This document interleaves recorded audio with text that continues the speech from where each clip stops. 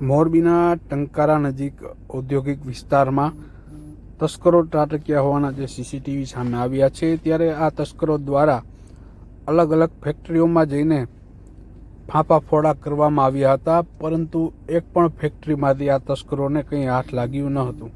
ત્યારે હાલ જે સીસીટીવી વાયરલ થઈ રહ્યા છે, તેમાં જે તસ્કરો છે તે દરવાજો કૂદીને દરવાજો તોડવાની પણ સખત મહેનત કરીને ત્યારબાદ અડધી કલાક સુધી તેઓએ આ ચોરી કરવા માટે ફાંફાફોડા કર્યા હતા, પરંતુ છતાં પણ કંઈ હાથ ન લાગતા અંતે આ 3 જેટલા જે તસ્કરો છે, જે સીસીટીવીમાં દેખાઈ રહ્યા છે, તે ખાલી હાથે પરત ફર્યા હતા।